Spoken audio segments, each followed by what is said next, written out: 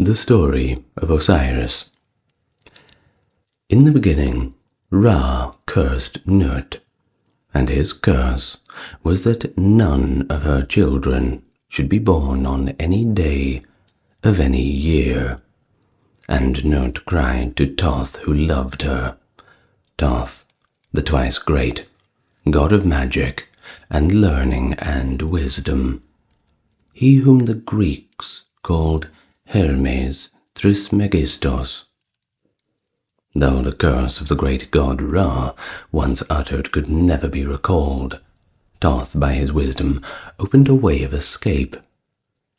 He went to the moon god, whose brightness was equal to that of the sun itself, and challenged him to a game of dice.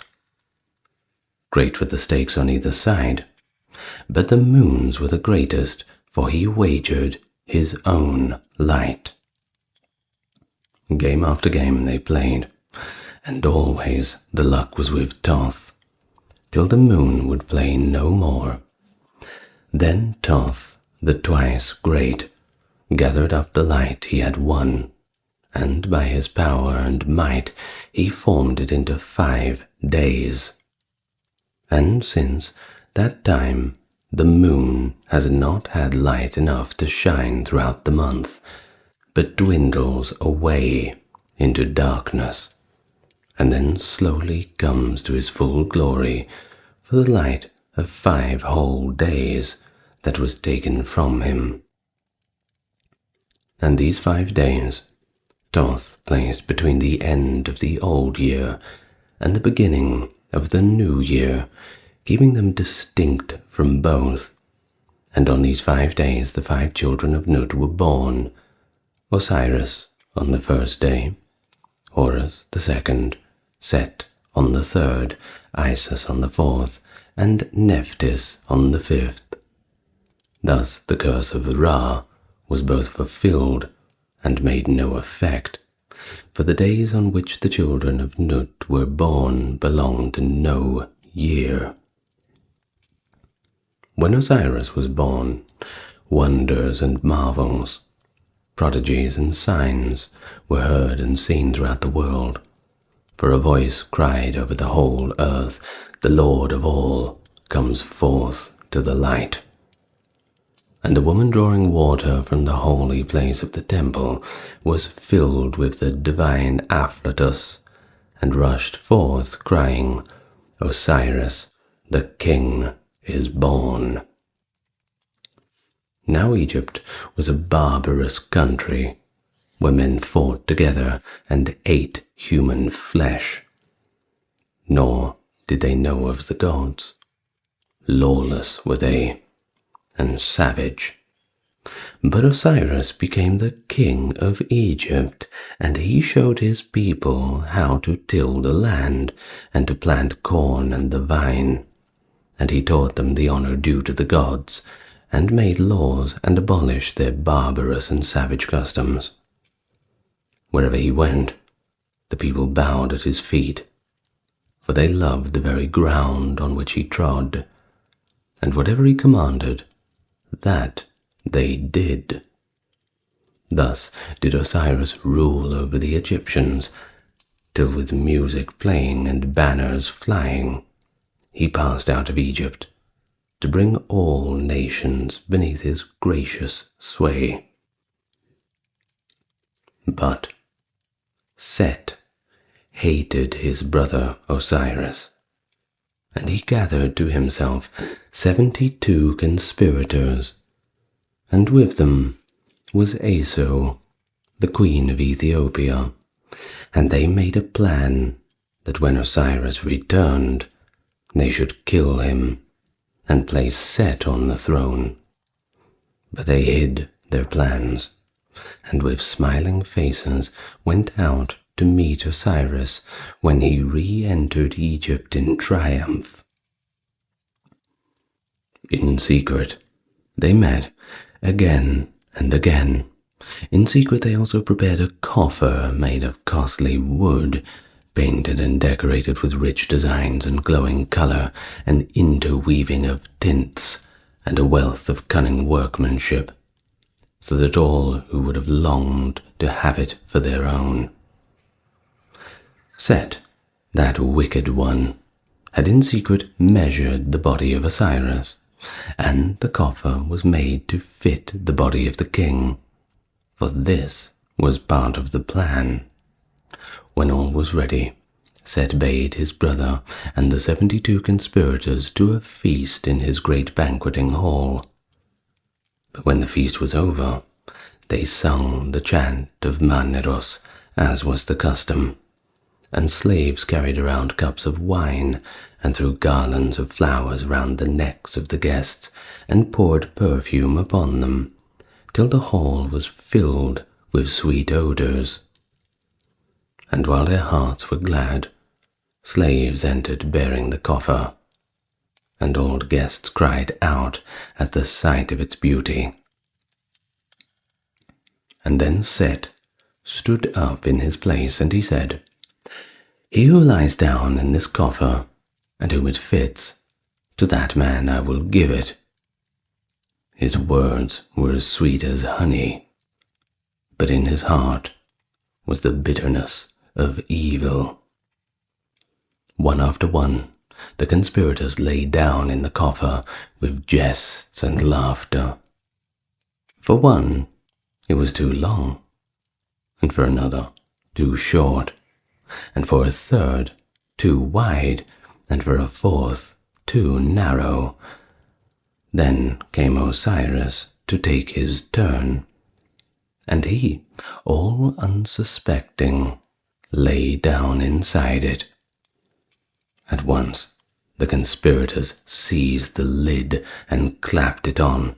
Some nailed it firmly in its place, while others poured molten lead into all the openings, lest he should breathe and live.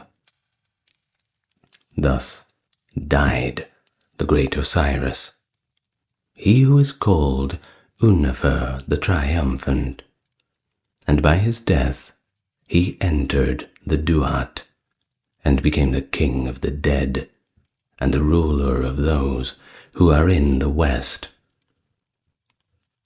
The conspirators lifted the chest, which was now a coffin, and carried it to the bank of the river. They flung it far into the water, and Hapi, the Nile god, caught it, and carried it upon his stream to the sea. The great green waters received it, and the waves bore it to Byblos, and lifted it into a tamarisk tree that grew by the shore. Then the tree shot forth great branches, and put out leaves and flowers, to make a fit resting place for the god, and the fame of its beauty went throughout the land. In Byblos ruled the king Malcander, and his wife, Queen Athanase. They came to the seashore to gaze upon the tree, for naught could be seen but leaves and blossoms which hid the coffin from all eyes. Then King Malcander gave command, and the tree was cut down and carried to the royal palace to make a pillar therein, for it was worthy to be used in a king's house. All men wondered at its beauty, though none knew that it held the body of a god. Now Isis feared Set exceedingly. His smooth words did not deceive her, and she knew of his enmity to Osiris, but the great king would not believe in his brother's wickedness. When the soul of Osiris passed from his body, at once Isis was aware that he was dead, though no man had told her. She took her little son, whom men call Harpocrates, or Horus the child, and fled with him to the marshes of the Delta, and hid him in the city of Pe. Ancient and grey was this city of Pe, and it stood on an island. There dwelt the goddess Uazet, whom men call also Buto and Latona, for she is worshipped by many names. Uazet took the child and sheltered him, and Isis by her divine power loosed the island from its moorings, and it floated on the surface of the great green waters, so that no man could tell where to find it. For she feared the power of Set, lest he should destroy the child, just as he had destroyed the father. As the souls of men cannot rest until the funeral rites are performed and the funeral sacrifices offered, she journeyed, solitary and alone, to seek the body of her husband and bury it as became his greatness. Many people did she meet, both men and women, but none had seen the chest, and in this matter her power was of no avail. Then she thought to ask the children, and at once they told her of a painted coffer floating on the Nile. And to this day, children have prophetic power, and can declare the will of the gods and the things that are yet for to come. Thus, asking always of the children, Isis came to Byblos. There she sat by the great green waters, and the maidens of Queen Athene came to bathe and disport themselves in the waves. Then Isis spoke to them, and braided their hair and adjusted their jewels. The breath of the goddess was sweeter than the odors of the land of Punt, and it perfumed the hair and the jewels and the garments of the maidens. When they returned to the palace, Queen Athene asked them from whence they had attained the perfume. And they answered, "A woman, strange and sad, sat by the seashore when we went to bathe, and she braided our hair and adjusted our jewels. And from her came the perfume, though we do not know how." Queen Athene went to the shore to see the strange woman and conversed with her, and they spoke together as mothers would speak, for each had a little son. The son of Isis was far away, and the son of Athene was sick unto death. Then rose up Isis, the mighty in magic, the skillful healer, and said, "Bring me to your son." Together the goddess and the queen returned to the palace, and Isis took little Dictys in her arms and said, "I can make him strong and well, but in my own way will I do it, and none must interfere." Every day Queen Athene marveled at her son. From a little puling babe, he became a strong and healthy child, but Isis spoke no word, and none knew of what she did.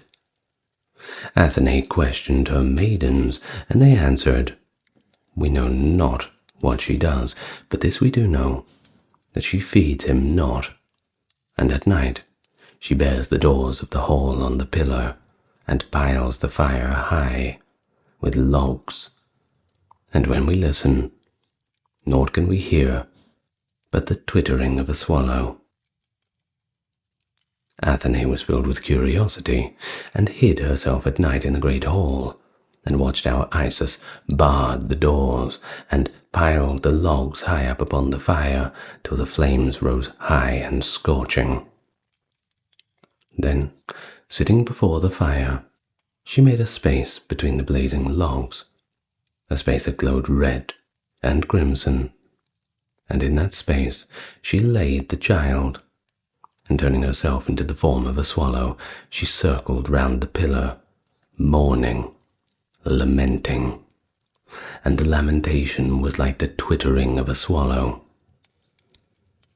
Queen Athene shrieked and snatched the child from the fire, and turned to flee. But before her stood Isis, the goddess, now tall, now terrible.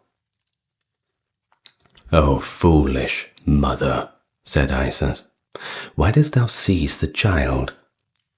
But a few days longer, and all that is mortal within him would have been burned away, and as the gods would he have been, immortal and forever young."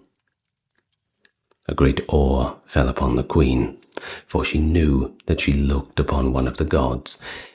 In humblest wise she and King Milkander prayed to the goddess to accept a gift. All the riches of Byblos were spread before her, but to her they were as naught. "Give me," she said, "give me what this pillar holds, and I shall be content." At once the workman was summoned, and they took down the pillar and split it open and lifted out the coffin. And Isis took sweet spices and scented blossoms. These she strewed upon the pillar and wrapped it in fine linen and gave it to the king and the queen.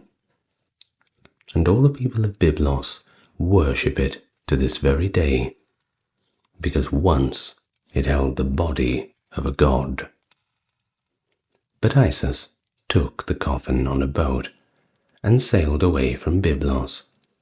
And when the waves of the river Phaedrus, lashed by the wind, threatened to sweep the coffin away, she dried up the water by her magical spell. Then, in a solitary place, she opened the coffin, and gazing upon the face of the dead god, she mourned and lamented. Now, some say that when Isis left Byblos, she took Dictys with her, and that he fell out of the boat and was drowned. Others say that the sound of her lamentation was so terrible in its grief that his heart broke, and he died in this way. But I think that he remained in Byblos, and because he had lain in the arms of the Divine Mother, and had passed through the purifying fire, he grew up to be a great and noble king, ruling his people wisely. Then Isis hid the coffin and set out for the city of Pe, where it stood on the floating island where her little son Harpocrates, Horus, was safe under the care of Uazet, the goddess of the North Country. And while she was away, Set came hunting wild boars with his terrible dogs. He hunted by moonlight, for he loved the night, when all evil red things are abroad, and the air was filled with the whoop and holler of the huntsmen and the cries of the dogs as they rushed after their prey.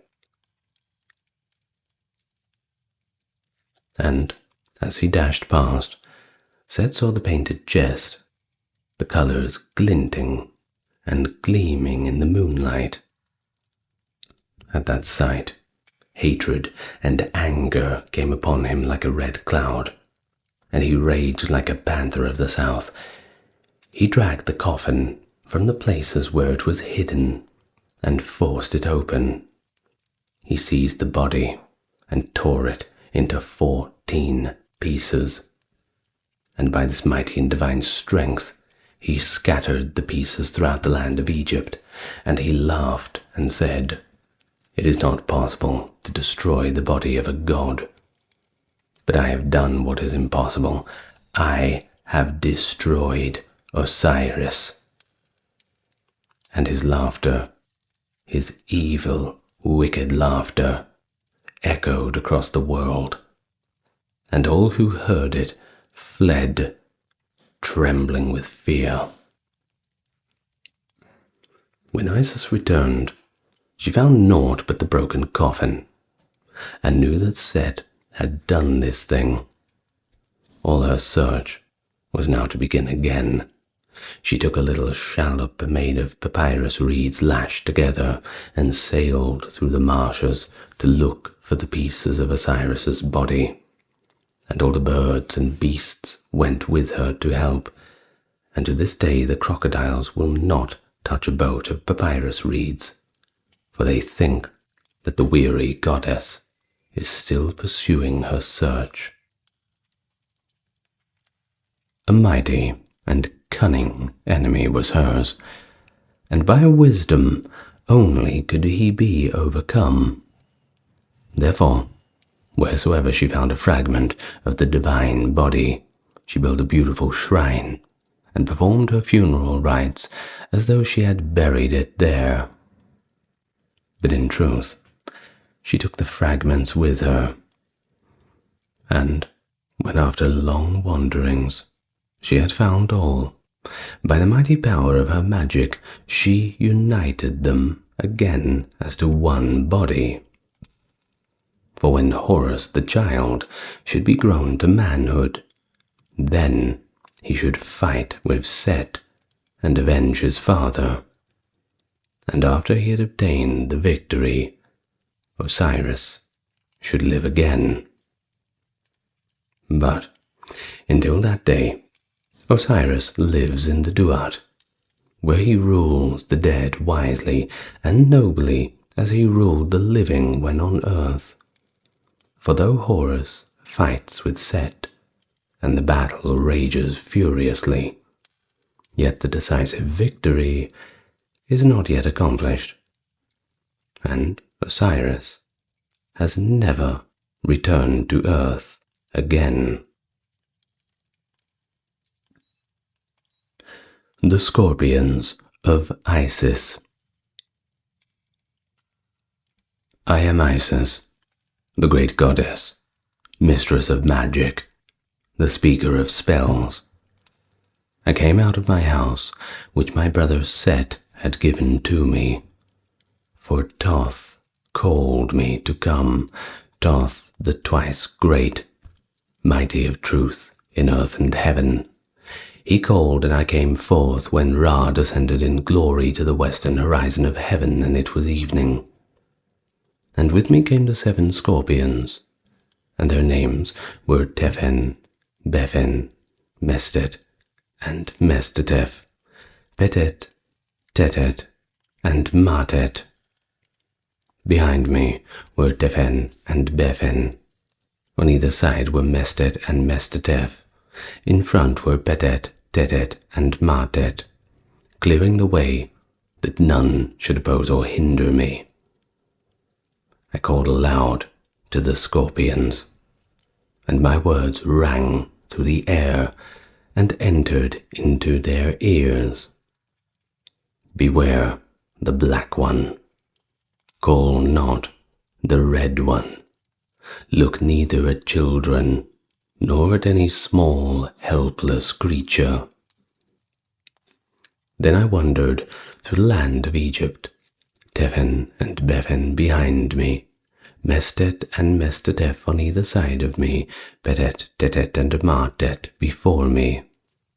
And we came to Persue, where the crocodile is god, and to the town of the 2 sandals, which is the city of the twin goddesses. Here it is that the swamps and marshes of the north country begin, and where the fields of papyrus reeds, and where the marshmen dwell. And from here to the great green waters is the north land. Then we came near houses where the marsh people dwelt, and the name of one of the women was Glory, though some called her Strength also. She stood at the door, and from afar she saw me coming, way-worn and weary, and I would fain have sat me down in her house to rest. But when I would have spoken to her, she shut the door in my face, for she feared the 7 scorpions that were with me. I went further and further, and one of the marsh women opened her door to me, and in her house I rested. But Mestet and Mestetef, Betet, Tetet, and Martet, and Befen also, they came together, and laid their poison upon the sting of Tefen. Thus the sting of Tefen had sevenfold power. Then returned Tefen to the house of the woman Glory, who had closed her door against me. The door was still shut, but between it and the threshold was a narrow space. Through this narrow space crept Tefen, and entered into the house, and stung with the sting of sevenfold power the son of the woman Glory. So fierce and burning was the poison that the child died, and fire broke out within the house. Then the woman Glory cried and lamented, but no man hearkened to hear, and heaven itself sent water upon her house.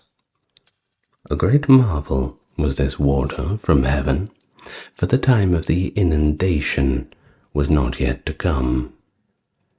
Thus she mourned and lamented, and her heart was full of sorrow, when she remembered how she had shut the door in my face, when weary and wayworn I would have rested in her house. And the sound of her grief came to my ears, and my heart swelled with sorrow for her sorrow, and I turned back and went with her to where the dead child lay. And I, Isis, mistress of magic, whose voice can awake the dead, I called aloud the words of power, the words that even the dead can hear. And I laid my arms upon the child, that I might bring back life to the lifeless. Cold and still he lay, for the sevenfold poison of Tefen was within him. Then did I speak magical spells to the poison of the scorpion, saying, O poison of Tefen, come out of him, and fall upon the ground. Poison of Befen, advance not, penetrate no further, come out of him, and fall upon the ground. For I am Isis, the great enchantress, speaker of spells. Fall down, O poison of Mestet, hasten not the poison of Mestetef. Rise not, poison of Petat and Tetet. Approach not, poison of Matet, for I am Isis, the great enchantress, speaker of spells.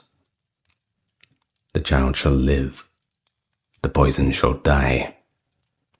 As Horus is strong and well for me, his mother, so shall this child be strong and well for his. Then the child recovered, and the fire was quenched, and the rain from heaven ceased. And the woman Glory brought all her wealth, her bracelets, and her neck ornaments, her gold work and silver work, to the house of the marsh woman, and laid them at my feet in token of repentance, that she had shut the door upon me. Weary and wayworn I had come to her house. And to this day men make dough of wheat flour kneaded with salt, and laid upon the wound made by the sting of a scorpion. And over it they recite the words of power, which I recited over the child of the woman Glory when the sevenfold poison was within him. For I am Isis, the great enchantress, the mistress of magic, the speaker of spells.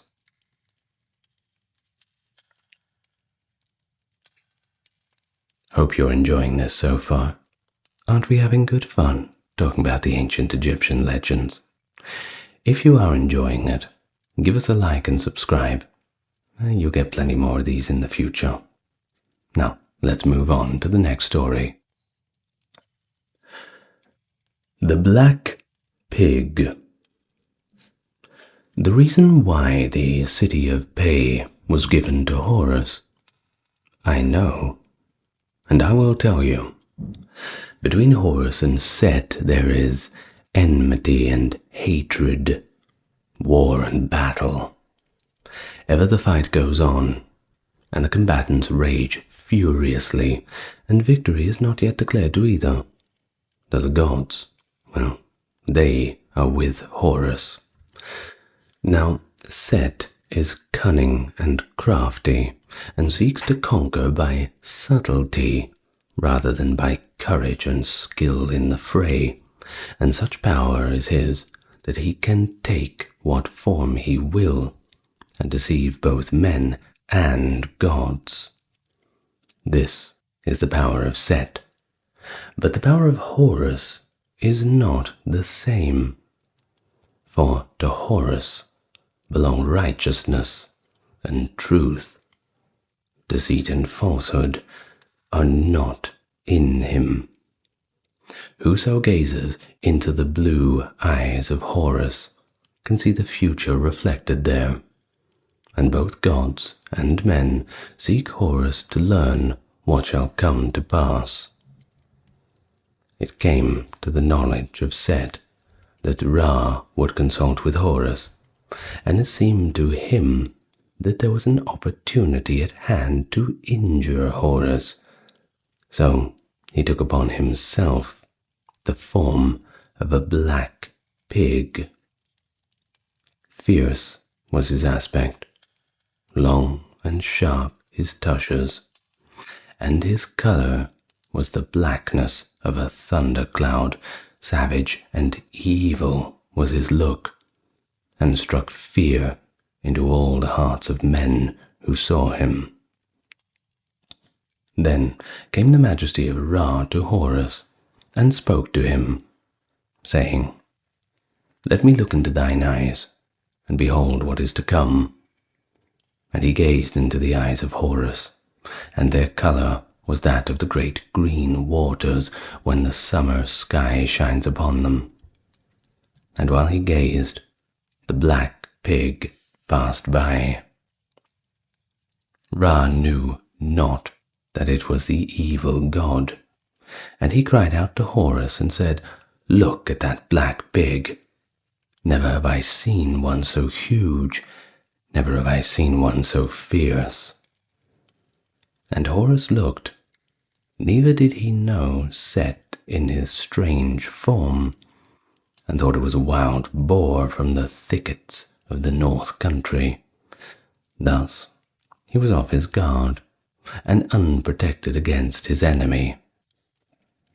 Then Set aimed a blow of fire at the eye of Horus, and Horus shouted aloud with the pain of the fire, and raged furiously. He cried, "It is Set, and he has smitten me with fire upon the eyes." But Set was no longer there, for he had conveyed himself away, and the black pig was seen no more. Ra cursed the pig because of Set, and he said, "Let the pig be an abomination to Horus."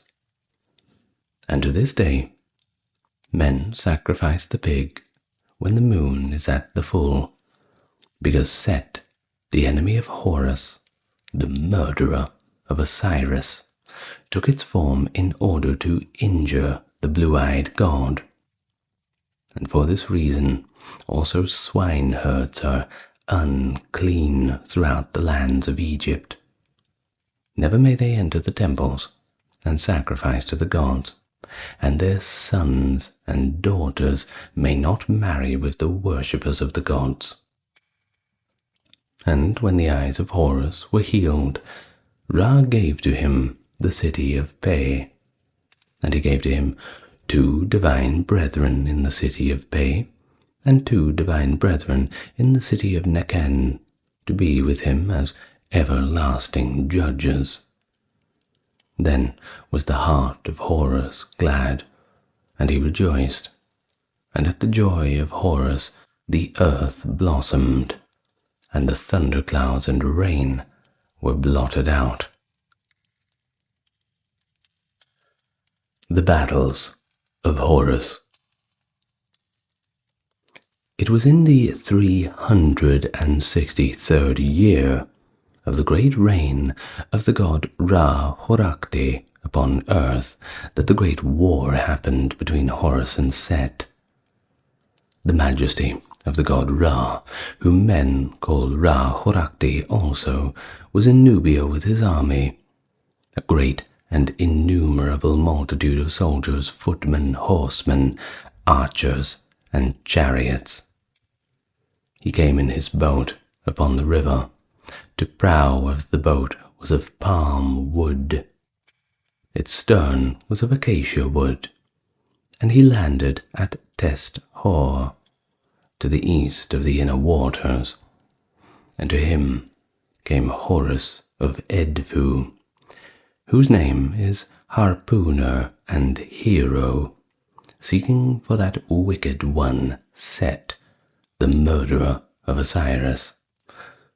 Long had he sought, but Set had ever eluded him. The majesty of Ra had gathered his forces, for Set had rebelled against him, and Horus was glad at the thought of battle, for he loved an hour of fighting more than he did a day of rejoicing. He entered into the presence of Thoth, the twice great god of magic, and Thoth gave him the power to change himself into a great winged disk, a disk that glowed like a ball of fire, with great wings on either side like the colors of the sky at sunset, when the blue shades from dark to light, and is shot with golden flame. Men tried to copy these hues when they carved the winged disk above the temple doors, or make it into a breast ornament of gold inlaid with turquoise and carnelian and lapis lazuli. Thus Horus, as a great winged disk, sat on the prow of the boat of Ra, and his splendor flashed across the waters and fell upon his foes as they lay for him in ambush. Upon his glorious wings he rose into the air, and against his crafty enemies he made a curse terrible and fear-striking, saying, "Your eyes shall be blinded, and you shall not see, and your ears shall be deaf, and you shall not hear." And at once, when each man looked at his neighbor, he saw a stranger, and when he heard his own familiar mother tongue, it sounded like a foreign language, and they cried out that they were betrayed, and that the enemy had come among them. They turned their weapons against each other, and in the quickness of a moment, many had ceased to live, and the rest fled, while over them flew the gleaming disk, watching for Set. But Set was in the marshes of the north country, and these were but his advance guard. Then Horus flew back to Ra, and Ra embraced him and gave him a draught of wine mixed with water. And to this day men pour a libation of wine and water to Horus at this place of remembrance. When Horus had drunk the wine, he spoke to the majesty of Ra and said, "Come and see thine enemies, how they lie overthrown in their blood." Ra came, and with him came Astarte, mistress of horses, driving her furious steeds, and they saw the corpse-strewn field where the army of Set had slain one another. Now, this is the first encounter in the south, but the last great battle was not yet. Then the associates of Set came together and took counsel, and took upon themselves the likeness of crocodiles and hippopotamuses, for these great beasts can live under water, and no human weapon can pierce their hides. They came up the river, the water swirling behind them, and rushed upon the boat of Ra to overturn it. But Horus had gathered together his band of armorers and weaponsmiths, and they had prepared arrows and spears of metal, smelted and welded, hammered and shaped, with magical words and spells chanted over them.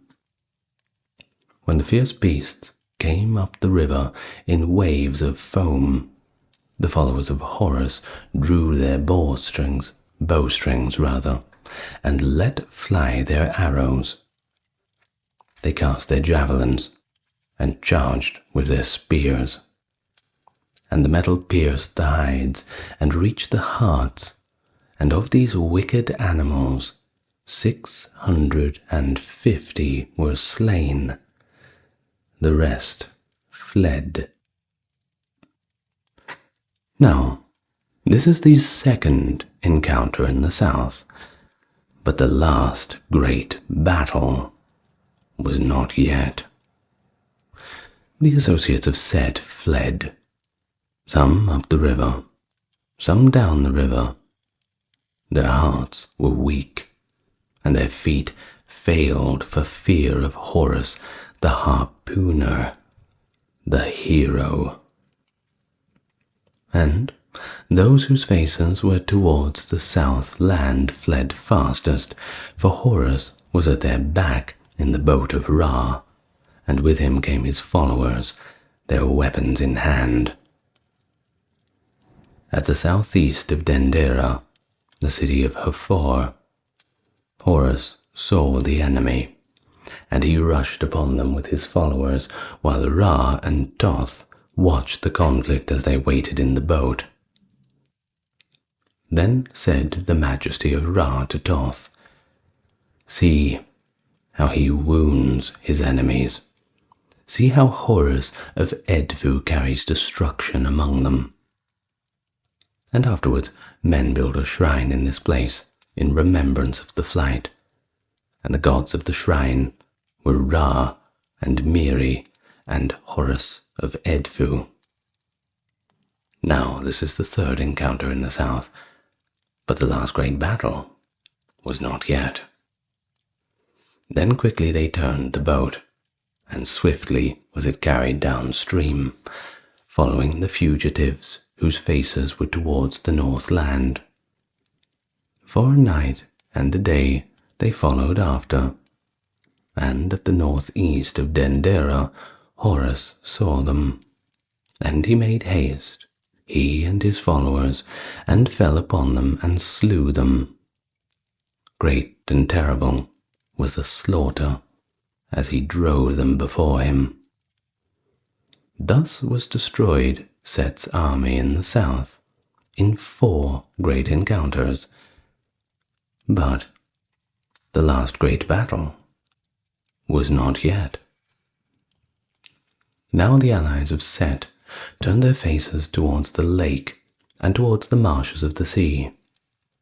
Horus came behind them in a boat of Ra, and in his form was the great winged disk, and with him came his followers, their weapons in hand.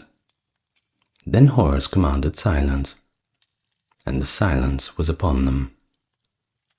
4 days and 4 nights they were upon the water, seeking the enemy.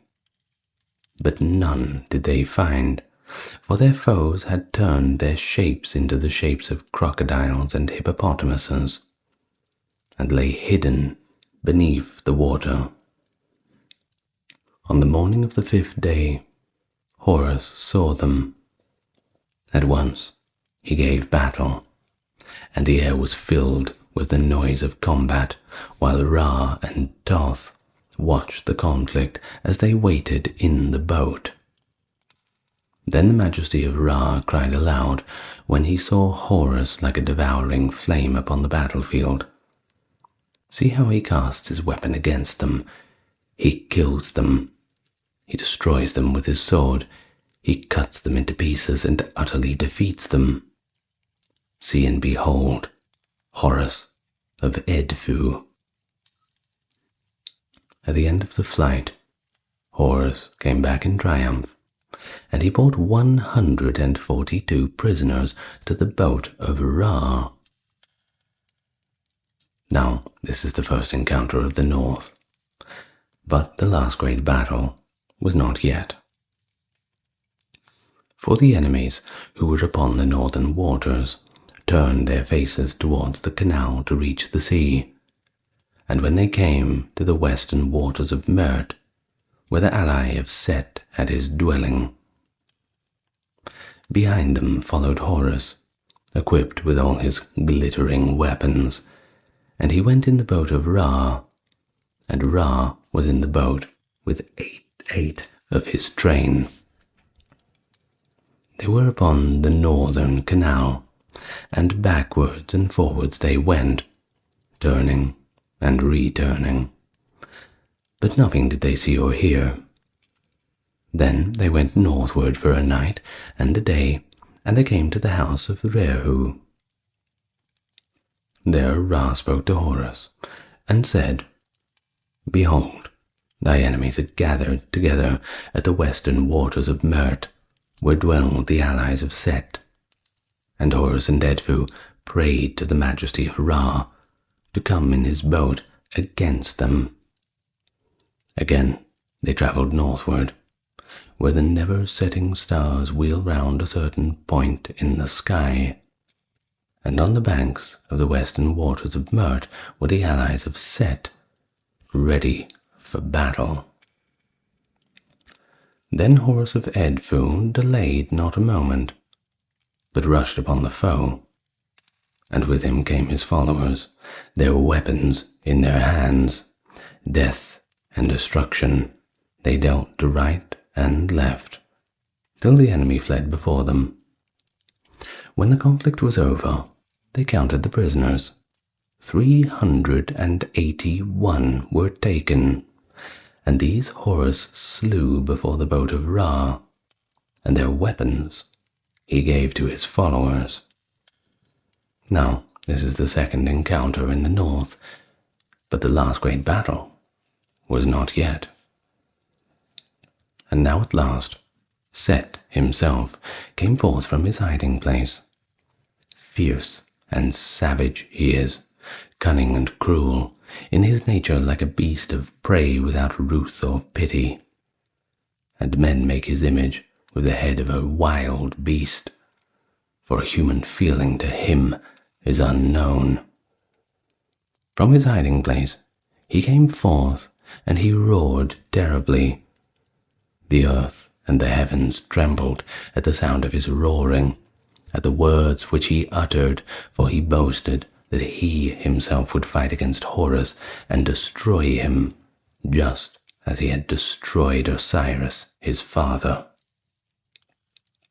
The wind bore the words of his boasting to Ra, and Ra said to Thoth, the twice great, Lord of magic and wisdom, Cause that these high words of the terrible one be cast down. Then Horus of Edfu sprang forward and rushed at his enemy, and a great fight raged. Horus cast his weapon and killed many, and his followers fought also and prevailed. Out of the dust and the noise of the combat came Horus, dragging a prisoner, and the captive's arms were bound behind him, and the staff of Horus was tied across his mouth, so that he could make no sound, and the weapon of Horus was at his throat. Horus dragged him before the majesty of Ra, and Ra spoke and said to Horus, Do with him as thou wilt. Then Horus fell upon his enemy, and struck the weapon into his head and into his back, and off came his head, and then dragged the body by the feet. At last he cut the body into pieces. Thus did he treat the body of his adversary as Set had treated the body of Osiris. This took place on the 7th day of the first month of the season when the earth appears after the inundation. And the lake, to this day, is called the Lake of Fighting. Now this is the third encounter in the north, but the last great battle was not yet, for it was the ally of Set whom Horus had slain, and Set himself was still alive. And he raged against Horus as a panther of the south. And he stood up and roared in the face of heaven, and his voice was the voice of thunder, and as he roared he changed himself into a great snake and entered into the earth.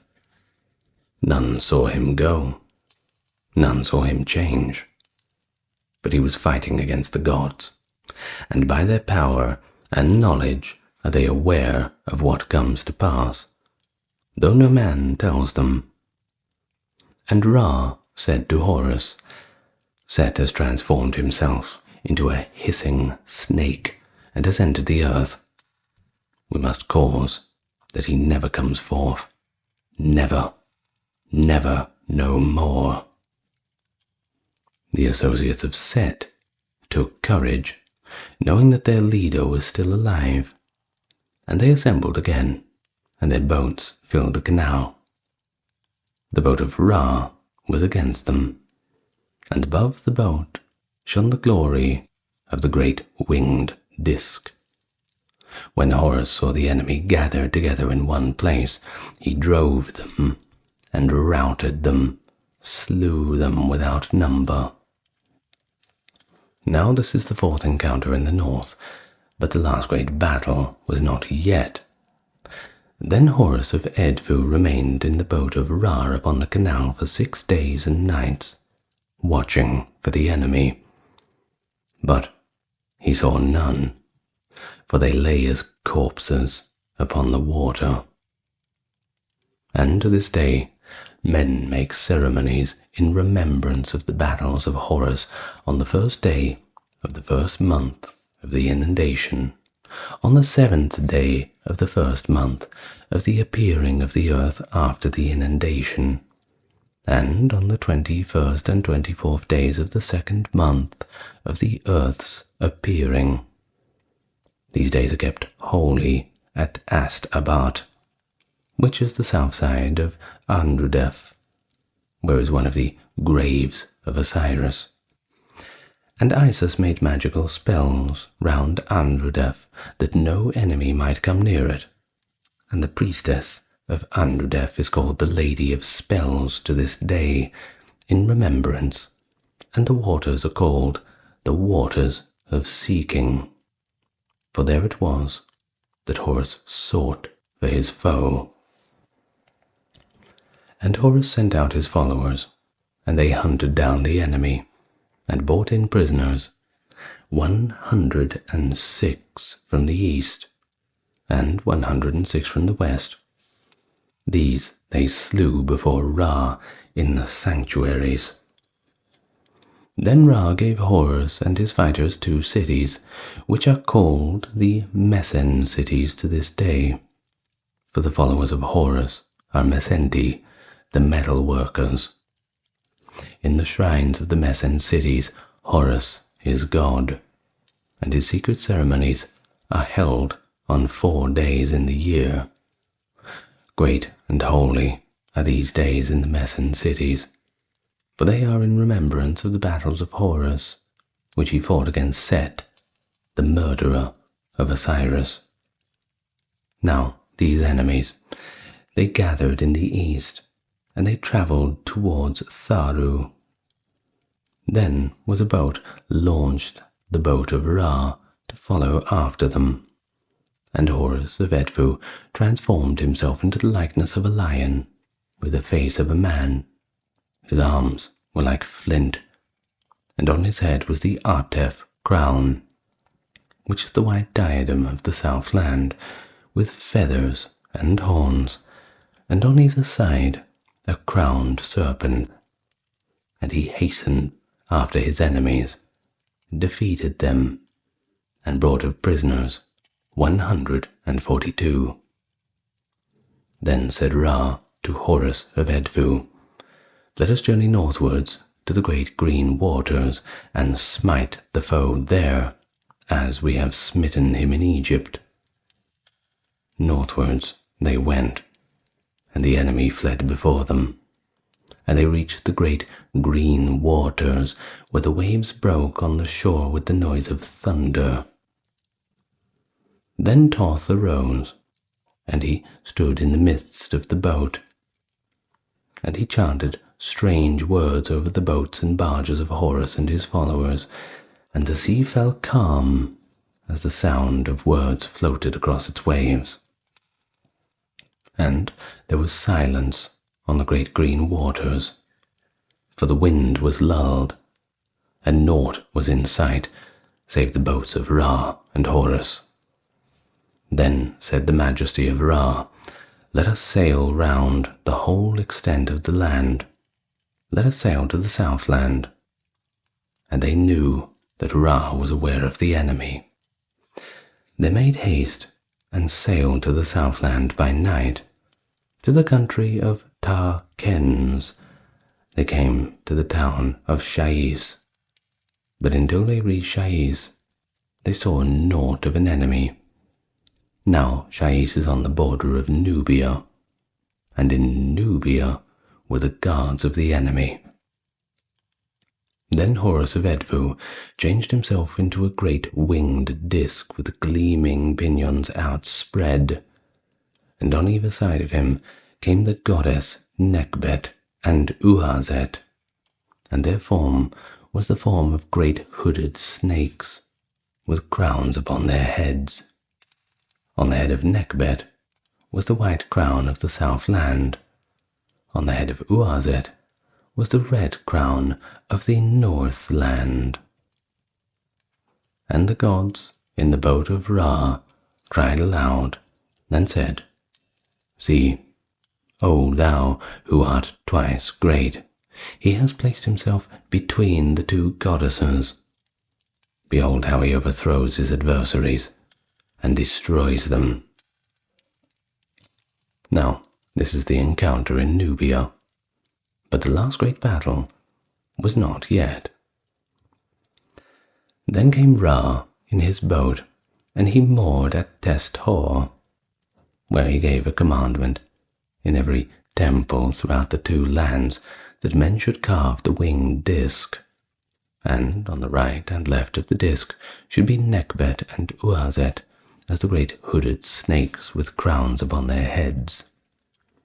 And the temple at the point of Test Hor is called the House of Horus in the south, to this day in remembrance, and a great offering is made there to Ra and Horus. And Ra gave to Horus the province of the House of Fighting, and Ast-Abat, and Mesen cities of the east and west, and Edfu in the north, Taru, Gauti, the Sea of Sailing, Upper Shasu, Edfu of the House of Ra. And from the lake, south of Edfu of the House of Ra, they bring water to the two houses of the king on the day of the said festival. And Isis carried our stone of sand to Test Hor. Our stone of star was it. And in every place in the south land to which Horus went, there is our stone found this day. Now some say that the last great battle is still to come, and that in the end Horus will kill Set, and that Osiris and the gods will reign on earth when their enemy is completely destroyed. But others say that the battle has already ended, and that Horus slew the great and wicked foe who had wrought misery and calamity to all. And this is what they say. After months and years, Horus the child grew to manhood. Then came Set with his allies and challenged Horus in the presence of Ra. And Horus came forth, with his followers with him in their boats, with their armor and their glittering weapons, with the handles of worked wood, and their cords, and their spears. And Isis made golden ornaments for the prow of the boat of Horus, and she laid them in their places with magic words and spells, saying, Gold is at the prow of thy boat, O Lord of Mesen, Horus, chieftain of the boat, the great boat of Horus, the boat of rejoicing. May the valor of Ra, the strength of Shu, power and fear be around thee. Thou art victorious, son of Osiris, son of Isis, for thou fightest for the throne of thy father. Then Set took upon himself the form of a red hippopotamus, great and mighty, and he came from the southland with his allies, travelling to the northland to meet Horus at Edfu. And at Elephantine, Set stood up and spoke a great curse against Horus of Edfu and against Isis, and said, Let there come a great wind, even a furious north wind, and a raging tempest. And the sound of his voice was like thunder in the east of the sky. His words were cried from the southern heaven and rolled back to the northern heaven, a word and a cry from Set, the enemy of Osiris, the enemy of the gods.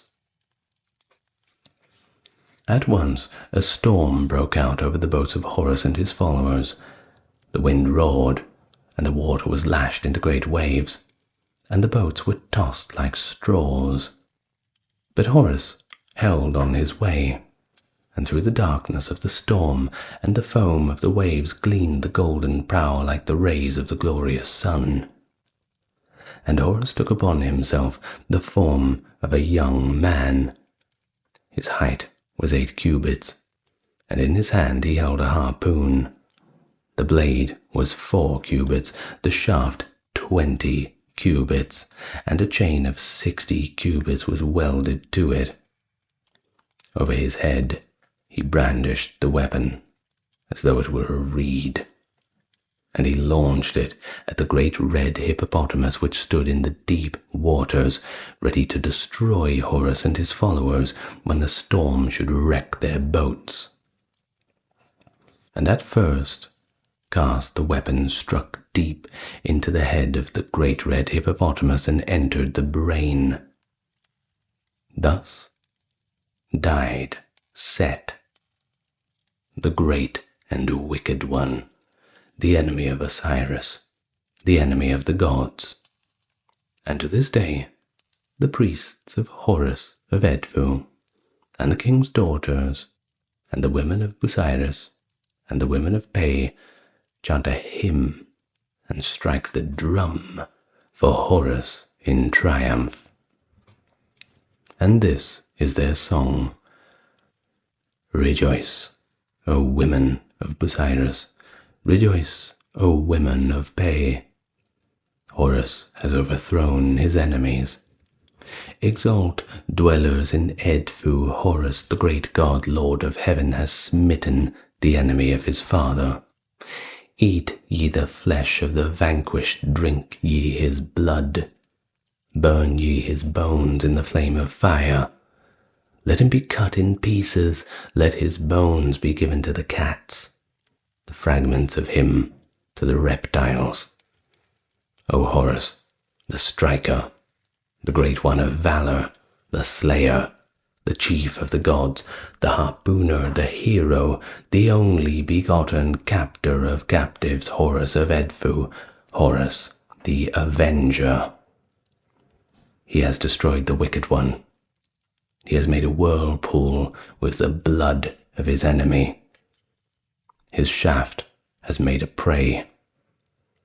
Behold ye, see ye Horus at the prow of his boat. Like Ra, he shines on the horizon. He is decked in green linen, in blinding linen, in fine linen and byssus. The double diadem is upon thy head. The 2 serpents upon thy brow, O Horus the Avenger.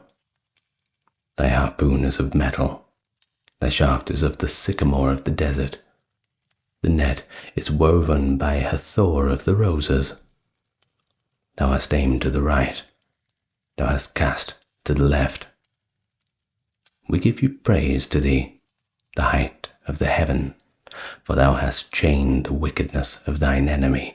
We give praise to thee, we worship thy majesty, Horus of Edfu, Horus the Avenger. All right. Hell yeah. Horus sounds pretty badass, huh? Well, in a slight break of character, I do apologize to take you out of it there, but it is time to end the video for today. But don't get upset, because you know that I will be back with another video tomorrow, as I always am. You know I'm always here. And, of course, if you haven't watched part 1, go ahead and watch that. Now, let's thank these supporters and patrons.